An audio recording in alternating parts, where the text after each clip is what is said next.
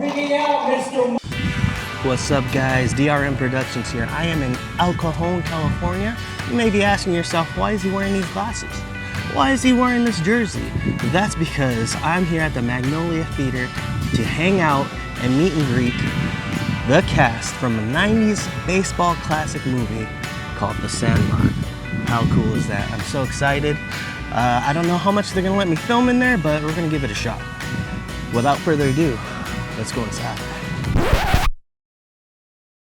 I have to repark my car because where I parked was not the right parking lot. So yeah, we're gonna have to make do. I got a cell phone, so we're gonna mash up this nice, beautiful DSLR footage with some cell phone footage. Bear with me. Their rules, not mine. But gotta do what you gotta do. All right, we're inside the belly of the beast. There's a line here for booze. And there's a little taco stand over there. Never been here before, it's pretty nice. Let's go find our seats.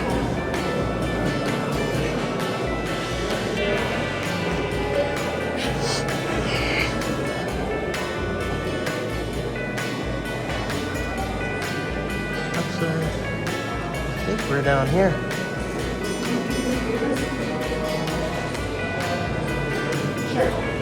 There we are. We're in row B. This is beautiful. If you guys ever come here, they got a full bar. And merchandise. It's supposed to be exclusive merchandise. I think I might get me some tacos. Man, that looks good. Looks good, smells good. Ooh, beautiful. I'm gonna have to get me some tacos. They got tacos, nachos, empanadas, elote. I'm gonna have myself a good time. I'm gonna get me probably nachos. That sounds pretty good. And a cocktail. I'm sitting here waiting in line and I hear screeching. I think there's monkeys in there. There's parrots up there. See if you can see them. Where are they? Look at parrots. Look at them go. So this is my lanyard for the meet and greet after the show. Pretty cool. Say, give me one. Yeah, I know. Look at this, you guys. Oh, that's a busted out baseball. How cool is that? Tell your friends. It's amazing. They're missing out. Sell it to them for $200. Right? Make some profit. Are you excited to see your favorite movie of all time? Woo!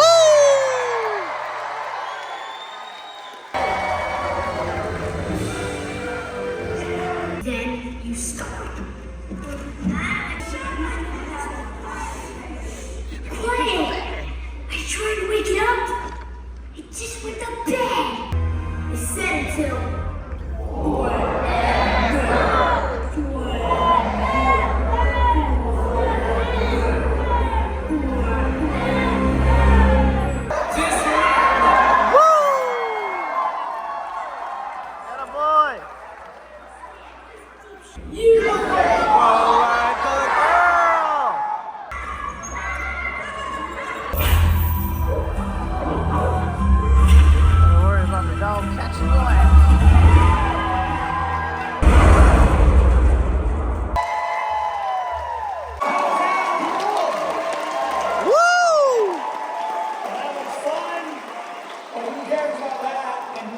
Me, are you ready to meet the cast? Me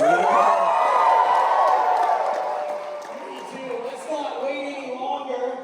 Bringing out Mr. Marty York. Yeah! Look at my boy! Love this guy. And our wonderful Chauncey Leopardi as Square.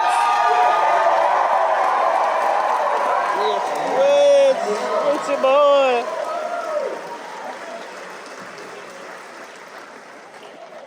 And the lovable Tom Gyrie as Smalls. Oh, Smalls! All right. No, this is my first time like here, and I really dig it. Yeah, What? it's super cool here, man. I love it. There you go. So you guys, 30 years, been a long time. What's what's it felt like? I mean, what's it like? Did you even think that something like this would travel on 30 years later? It's kind of surreal in a way, really. I mean, I think we knew we were going to make a pretty good movie, and it came out great because when you're a kid and you read the whole script, it's hard for a kid to read that. I knew it was good because I read the whole thing. You know? It's true. You know? But we never knew it was going to make the impact that it made and lasted as long as it did. Yeah, wheelchairs are in the back. It's been a quick 30 years. It flew by, bro. It really did. It's forever! Somebody knows the lines out there. And, you know, actually, Kristen McBurney, are you out there? Kristen McBurney? All right. What's up, Kristen? Kristen, she asked this exact question. Did any of you have any idea how big this movie would be? I've heard that a lot. Did you have any idea how big it would be, Tom? No, I think when it hit me that it got a really big following. I I was on the remember. elevator today. Yeah.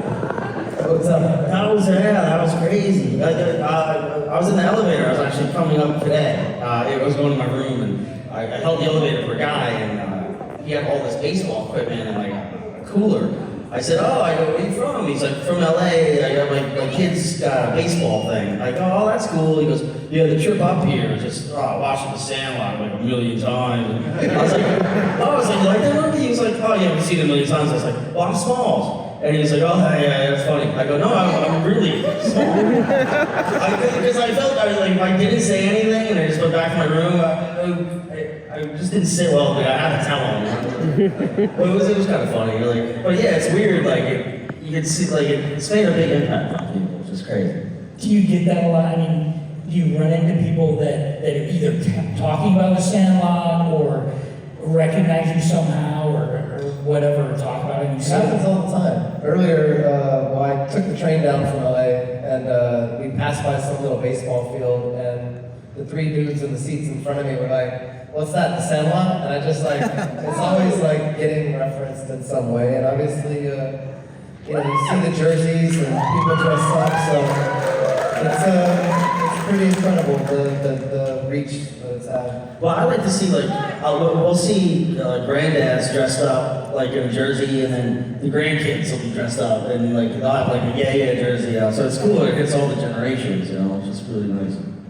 Yeah, it's cool. Like, Yeah. I still use that speech impediment. But yeah, it's been a blessing, and you know, just meeting all you fans, and thank you for so much for loving the film. And yeah, I get recognized weird places like at drive-throughs. I was going to like In-N-Out. Somebody like handed me their like trays and stuff through the window. They're like, "Oh, it's yeah." People behind were honking. I don't really get recognized. I remember I was with my wife and I was driving through Sonic, you know, the Sonic restaurant and everything, and the girl at the, handed me the food. She goes, "You look like a guy who's in the movies or on TV." And I was like, I looked at my wife, I'm like, "I'm getting recognized." What is it? She was like, "Oh," she looked at the friend, she goes, "Conan O'Brien." Oh no. I'm so pissed. Man, I never get recognized. I really don't. Okay, this is a question that gets asked a lot, so I'm going to ask it here. This is from Jillian, but didn't give me a last name. So, Jillian, if you're out there, hi. What's your favorite baseball team? Oh, the Padres.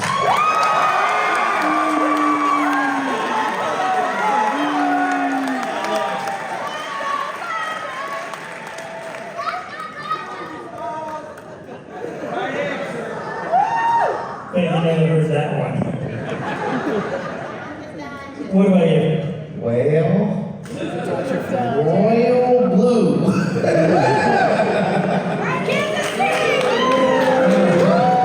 Now we're Dodger friends. Good team. Dodger fan, got a couple of Dodger fans. All We bleed Dodger blue. Sorry, Santiago.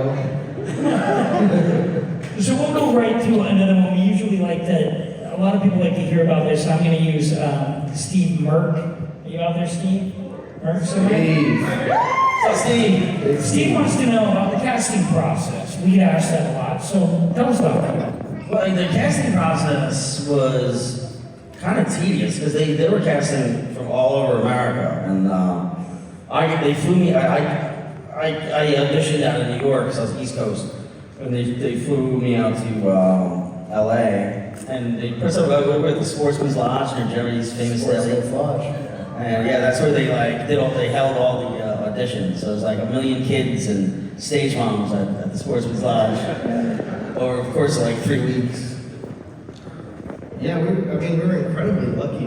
We don't give enough credit for this film because they did cast nationwide, and they recast the film. They started out with younger kids and it didn't work, and they cast again, and Yeah, they flew me all the way out there, and then they're like, "Great job, you didn't get the part, go home." And then they casted another kid as Smalls, and I don't know if they started filming, but they. I don't think we started yet, but they pulled them for some reason. Yeah. Something happened. There was a couple of things that happened like that, little mix-ups. Yeah. I originally got cast as Bertram, and it was weird. And, we all went to the baseball field to practice, and they kind of lined us up.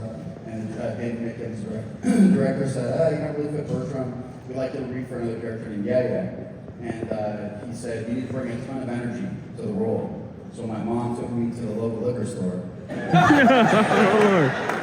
And she said, and she bought me the biggest Hershey's Kiss bar. She said, "Eat all of that." I did that and went in, and the rest is history. All right, yay, Mom. And we're glad, aren't we? So when you cast, you said they flew you out. Did you get like initially cast and then they brought you all together to meet the other characters? How did that work? Yeah, they would kind of mix and match us. I always read for Smalls though. I never read for another character. Oh yeah, the accent. Could have been from LA. Yeah, they wanted Smalls from somewhere else. I still have the Bronx accent, and it's bullback. Horrible sounding accent. What about you, Chauncey? How did that work for you? I mean, I went on like 4 or 5 callbacks before we even started like the screen testing process, and then 2 weeks before we went to shoot the film, we played baseball for like 3 hours every day, and we rehearsed for hours and hours together, mixing and matching roles and kids. And yeah, I was originally reading for Yaya as well, and then they threw the glasses on, and that was the rest is history, I guess. We're glad we like that, right?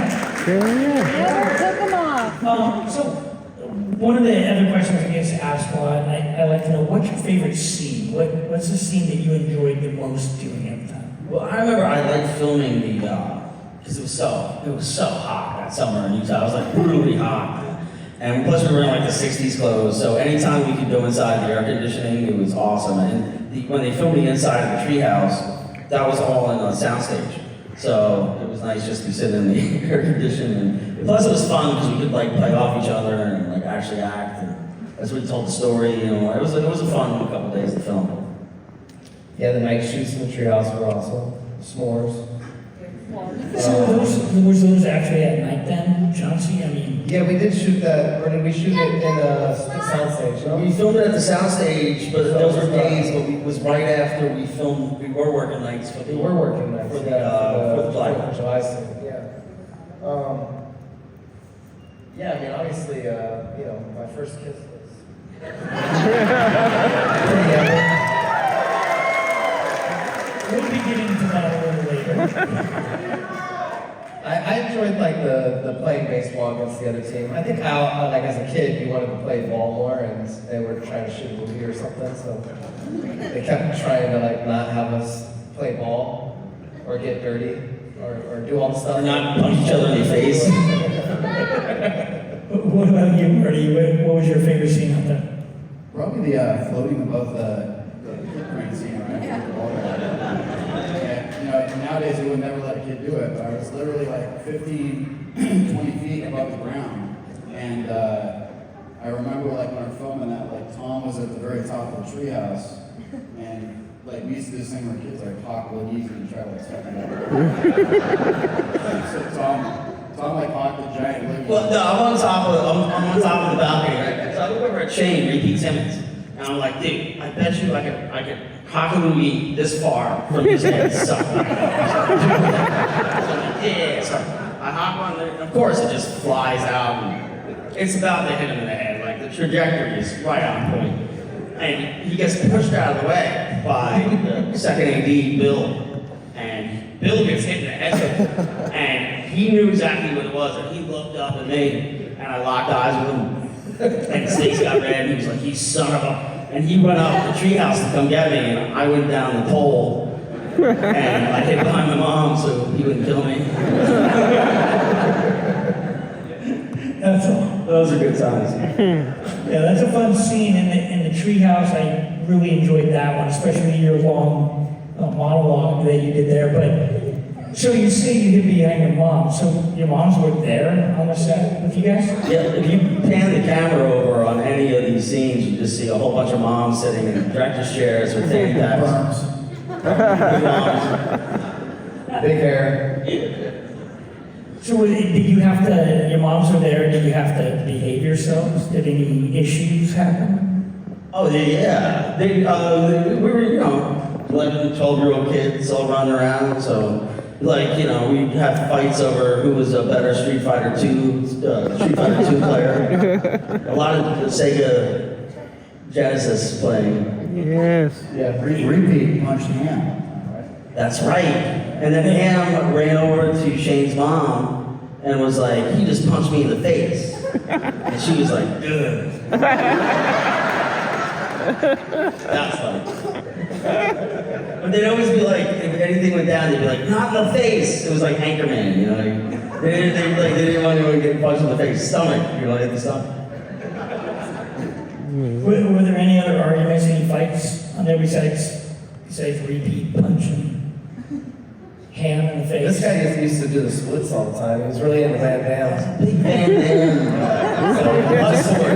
Just walk around the set, next thing you know, Tom's up on 2 chairs just doing the splits. That's funny because like 4 people asked, and I didn't write their names down, but you guys asked their questions before. Can you still do the splits? You do it. No. Is there like a hospital that's closed? We'd like to see him try that. If you want to do this, No, Do it. he's gonna split his pants. That's what's gonna happen. definitely. We won't make you get up there, Tom. But tell us a little about, you talked about playing baseball all the time. You're out on the field all the time. It's hot out there doing this. Did you spend most of the time on the field? Is that where most of the filming was? How'd that work? Yeah. Yeah, we were out there like all summer. Yeah. And it was just a lot. And like the 2 houses they were just shells. So it was just they just built the outside of the houses, and then they actually shipped that tree in from somewhere else. And the leaves were all fake too. They put like silk leaves all over the tree. But the tree house was awesome. Like that's where we would go in there a lot and hang out there. That was a pretty dope tree house. But you know what was weird is that we went back to Utah for the 25th anniversary, and we were walking around because it's just like a dirt lot now, But we were walking around and we found some of those silk leaves from that they put on the tree. It was still there. It was pretty weird. The leaves are kind of hidden, so if you go back to the Sandlot field, you can actually still find a leaf from the original treehouse. And it's kind of blocked off now, but there's one guy that if you knock on his door, he looks like Joe Dirt, and he's got like one eye. He'll let you go, you guys want to see the Sandlot, do you? He'll let you ask who brought us back there. It's crazy. He literally answers to Joe Dirt. He does, he answers to Joe Dirt. He likes it. But he doesn't have a giant dog, does he? I think he has a dog. Yeah, it wasn't giant. It's not giant. It wasn't scary. But he does have a dog. Yeah. Well, somebody had a question about the dog. Let's see that one. So, Felmar Montion? You out there? Okay. What's up? Felmar's got the question, how many dogs played Hercules? Was it just one? I thought it was one. 3. It was 3. Yeah. 3 Hercules. For like, Wow. the close-ups, And then kind of, they were still big, but not as big for the running and stuff. Medium sized to walk around. And they had an Small animatronic. walk around. The animatronic dogs too. Yeah, that thing was huge, man. Yeah. But the dog that I came face to face with in getting the ball vaccine, that dog was as big as me when I was 12. Yeah, the head could like drool and like, there was like, if you pan the camera over, you see like 5 puppeteers operating like, everything in the head, and it was crazy. It was pretty cool. I just remember when the thing licked my face, they slathered baby food on the side of my face. And the dog was licking me. I had to keep changing my shirt because it was just covered in like dog drool and baby food everywhere. It was super gross. And I like dogs, and I'm like not too scared of dogs, but I remember when they were like checking the focus on the camera, so the dog was there, and they're like, "All right, Tom, get in position." I'm like, "Okay." And like when you see a dog like that's like can eat your head like a grape, it's kind of crazy. So were you guys afraid of the dog, or did you get along? No, they were super nice. They were really cool. Yeah, they were hot though. I remember because they're so big, they would come over and throw like buckets of water and stuff on them. But it was hot. We were all hot. It was like, they had buckets of what's called sea breeze, and they would like toss it on us, like, because it was They so would hot. actually toss sea breeze on us. They would like. They'd wipe it up. They were throwing sea breeze at Marty. My eyes. Not you guys, but yeah, they had one. Yeah. So, speaking of hot, let's talk about a little bit of cold. You had that pool scene. That we all know. You guys remember the pool scene? Oh, yeah. So the pool scene, I understand that it wasn't very warm that day. Can you talk about that? So, for some reason, the day we shoot the pool stuff, it was like it was overcast all morning. It was cold. And they had just filled the pool up the day before, so they totally sabotaged us. And we were looking forward to filming this because Yeah, we were like, we're we're gonna be in a pool pool. all day. This is gonna be amazing. But it was like incredibly cold because it was fresh water, and it was overcast. So all the teeth chattering and the shivering and stuff, yeah, we were frozen, like just freezing to death the whole day. It was, turned out to be a pretty bad deal. It worked perfect though for the scene. Yeah, I guess it made me look like I was like nervous or up to something. Yeah, Well, I guess it was. Maybe, David, he's a tricky fellow. Maybe he planned that. Yeah, he was under a lot of pressure making that movie, and he did a great job because he was fairly young. He wrote it, directed it. But it was funny though because I would look back on like old footage and stuff. But I always noticed it, and a lot of other directors I've worked with, if they're under a lot of pressure and time constraints and budget, they'll start getting like weird tics. And Dave's tic was this. He would do that all the time, and even if you look back on footage, like he'll be like looking at the monitor. It was so weird. Like he'd do that all the time. Okay, so that's funny though. Let's go back to the pool. So you're in the pool, then Wendy jumps in after you. Was that all like, yeah. That all actually had, she got Yeah, I was just just floating down there. pulled Just you out, everything. Glasses in hand, just hanging out waiting for her. And yeah, she really, I mean, to the best of my memory, she really jumped in off the top of the thing and grabbed me and yanked me up. And, the guy grabbed me and put me down. And then, Yeah, then what happened? and then I did the coolest, most sneaky thing ever. You know what I'm saying? We all think it was cool. Oh, yeah. So how Been many? planning it for years. So two things I'd like to know that I get asked a lot. One is, was it one take or multiple? As many as I can mess up. And then how do you know when, like, were you waiting for that to happen? Did the director come talk to you about it or what? Yeah, so I guess the story goes that he came and told me the day of or the day before, and he said, "Chauncey, today's the day." And then he said, I'm a man. "If you slip her the tongue or do anything weird, you're fired." And they did? No, it was pretty peachy. Yeah. Okay. Well, and then the other question is, was that your first kiss? Yes, that's I believe it was. Right? Awesome. Do you guys stay in touch? Guys? I've only seen Marley like a handful of times since we shot the film, but I actually have something, we're doing like a horror con thing together in October. So we've done a few signings together. It's always good to see her. She's, a wonderful woman and, has some kids of her own now, so it's cool when we get to hang out and share the Squints Wendy moment, Fun. And the rest of you, do you guys talk to the other cast members? Yeah, we have a group text that's really interesting. We're gonna Just coffee table book.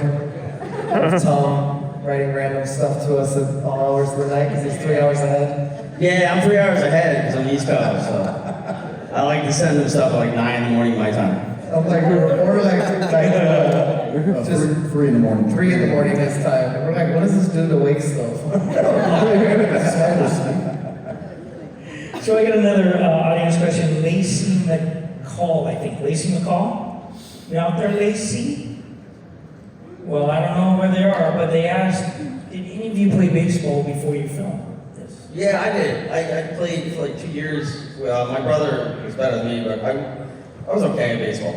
But I told my Little League coach, I was like, I made a baseball movie. And he's like, oh, that's cool. And then the movie came out, and I guess it took people to it. So I was at home, and I got a call. My mom's like, Mr. Miller's on the phone. So I get on the phone, and he's like, what did you do to me? I'm like, what do you mean? He's like, told everybody that the kid I coach is in a baseball movie. The worst goddamn player in the world. I was like, yeah, sorry, man, that stinks.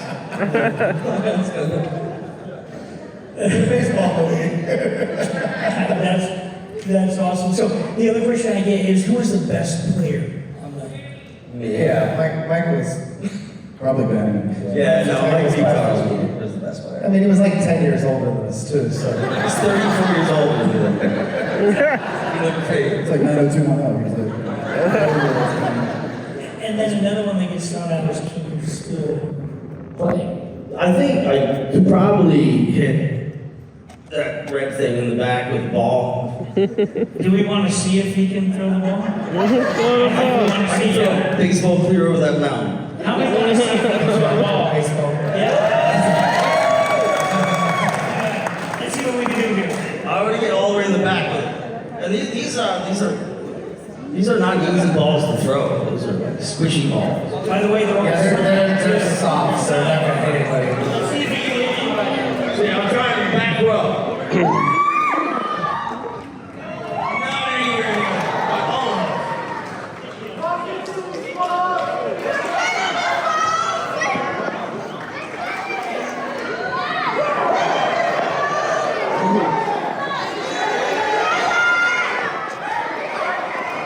Throw the heater!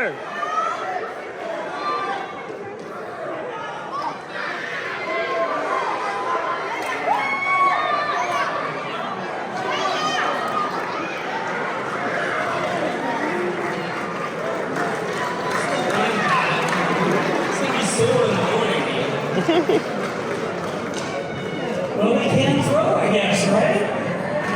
Barely.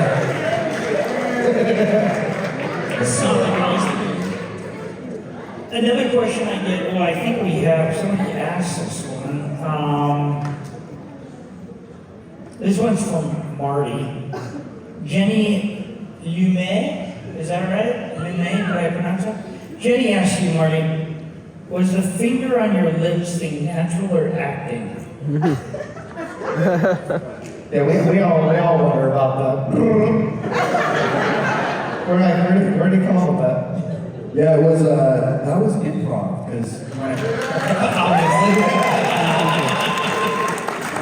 came over to fans, Dave said, I want you to lose your mind, and go crazy, you just came face to face with this killer dog, and I was like, got it. And then I came up and I was like, and he was like, what? And then he goes, all right, we'll keep it. I love it. Fantastic. Jerry, right? Something like that. Bugs funny. Were most of the scenes written and you had to memorize them? Did you have other improv stuff like that? Everything was pretty much to the script, and David would he would stand with a bullhorn and he would yell stuff at you if you wanted you to change it. It was pretty much on the fly. Say this. No, do it like that. Do it again. Do the thing with the glasses. Do the thing again. Well, the whole scene with Ham when he was calling out, is that your sister there in left field naked? Like, that was, David was yelling those things. Yeah. It would have been nothing without Yeah. Adam Mills has got a question. Adam, you out there? Adam? Adam, what up, bro? So Adam says, what was it like, we get this question a lot, what was it like working with James Earl Jones? It was awesome. So I have a funny Jim Earl Jones story. So my mom said Darth Vader is going to be here today. I was like, yeah, right, Mom. So he was in his trailer, he's eating his breakfast, and she took me there and I said, are you Darth Vader? And he goes, I am your father. And I lost it. I was like, oh my God. So what was it like for you talking to you? It was great. I mean, he was only in for the one day, but just the nicest guy. You know, you're always a little starstruck, you know, when you meet people, but he was really personable, and it was just really fun to be able to work with him and just watch how he, you know, did his process and everything. It was really cool. Larry? Dennis Larry? He was cool. Yeah, he's alright. You know what I mean? Not the nicest stepdad in the world, but He did steal his ball. There's It's always that. about the meat slapping on the face. I always thought that was so funny. that was gross. Yeah. It's super gross. I think we did like a few takes of it, but each take we did was like he'd hit the steak a little bit harder on my face. By like the seventh take, I was like, all right, that's enough there. I think we got it. He was like, go on, one more. And here's one that comes up a lot, and Desiree Lynch. Desiree asked this question. Hey, Desiree. What was the Big Chief chop? It was beef licorice and Beef no, jerky. sorry, black licorice and beef jerky. Yeah, beef jerky and black licorice together. It was really nasty. And then that whole carnival scene was, because we kind of just like showed up at a carnival and was like, hey, we're gonna film here. It was like a live carnival. Yeah. People were there riding rides and stuff. And then so they hooked the camera on like one cart, and we, at first we're like, woohoo, all day, all night, we're gonna do this. But then like by the 50th time we're on the ride, we're like, oh, we want to throw up, and we had like this gross stuff in our mouth. And then when they used the puke, it was what? Split pea soup. Split pea soup and like Beef garlic or something. Oh, that was a rough night. But there was cotton candy, which was fun. always an upside. No, did that scene roll across like one day, or was it a couple of nights? How did that work with the? It was 2 nights, wasn't it? I feel like it was 2 nights. It was 2 nights, yeah. They throw the puke on you, or however. Yeah, It's all sticky and it's pretty. yeah, it was a mess. We rode that ride like, I think 20, 30 times each, right? Yeah, I've been on Tilted Roll since. So Julian Guzman asked this one. Julian, are you out there? Yeah? Somewhere? Julian? What would... speaking about that scene, what was the hardest scene to film? So was that one the hardest, or were there others that... Well, for me, it was the director always had to take me aside. So when I had to look like I didn't know how to throw, he's like, Tom, you're hamming it up. He's like, just do what I do. And then he would do it. I'd be like, okay, I thought I was doing what you were doing. But like that was for me, that was hard because it was kind of like having the balance of trying to look like I didn't know how to throw, but also making it funny and kind of believable. So we worked on that a little bit. But other than that, just the running at the end of the movie, I remember the chase stuff with Benny, physically, because it was so hot. I remember I fell into the Steadicam. I like passed out because it was so hot, and they were like, you okay? And I was like, yep. And they're like, let's shoot again, one more take. 90s, Oh my God. What about you, Chauncey? Any Most scene likely or- the story and the treehouse stuff. I just remember that obviously the camera's like super close up on me, and I kind of have my head like, just lean your head against this board and don't move. Just stand right into the camera and tell this long monologue. And you're like, okay. That was a lot of lines for Yeah. 10 or 11-year kid, you know? Yeah, it was the, It was tough, March Marty. of the Beast. Oh man, I would say doing the whole fence thing because He almost died. we had to like I mean I was like a harness that was like fiberglass, made of fiberglass, and it was really uncomfortable, and they had a big fence below me. So like at any moment if the rope broke, I would be impaled on this thing. So I'm taking bets on if the rope was gonna break. Yeah. No, okay. They would never let a kid in this day and age do those kind of stunts. Dude, you still have that I thing? do. I still have a harness like this big.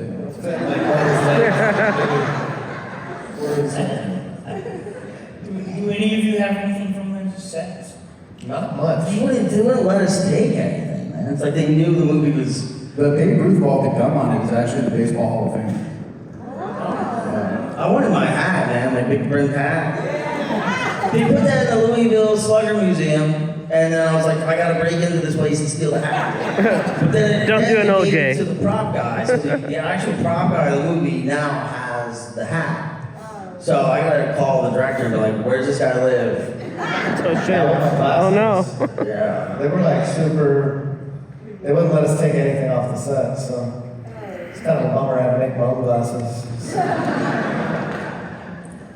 Well, we've got to wrap it up, but I did want to ask a final question that we like to ask at the end, and that's what life lessons did you learn from the Sandlot that you share with these wonderful people from Oklahoma and San Diego? Wow. I would say in this day and age of technology and where everything, can come to you, Uber Eats or whatever, I would say get off your phones, get off your tablets. I would say, spend more time.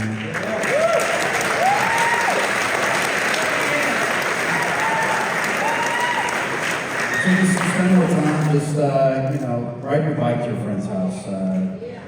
Get outside more. That's what I say.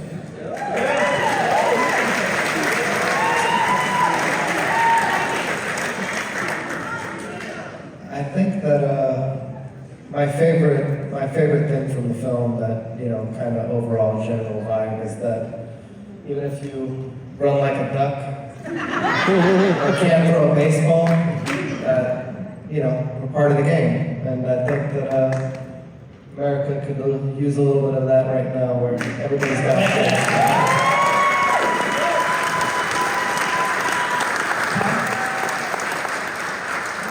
If your stepdad is the creepy guy from Judgment Night, don't stick with baseball. No, I mean, I think the Sandlot's got a lot of cool lessons in it. I mean, like, facing your fears, then you would face the fear, and owning up when you did wrong or small, should have just admitted, said, been honest with the stepdad, that would have been easier, All like little life lessons, and, if you think you can't fit in, there's always a place for somebody. So there's a lot of good stuff in the Sandlot. I think that's what resonates with people. Should have just knocked on the door. He'd have got it for us. I love it. Well, let's give these guys a round of applause. Guys, that was freaking amazing. We got to watch the Sandlot movie with a bunch of people. Everyone was into it, and a bunch of other fans were shouting lines and stuff like that and quoting the movie. It doesn't get better than that, really doesn't. After the movie, we got to do Q&A, which is really cool, and that was awesome. Good times there, a lot of funny stories. And it's everything that I hoped it would be, doing an event like this for the Sandlot. And look at that. Got my picture. Isn't that freaking cool? And I told them my little story about I was in Target with my grandpa on my dad's side, and he bought me the VHS and made me want to play sports and changed my life. It was freaking cool. Loved it. I could take these things off now. Ugh. But anyways, guys, DRM Productions out.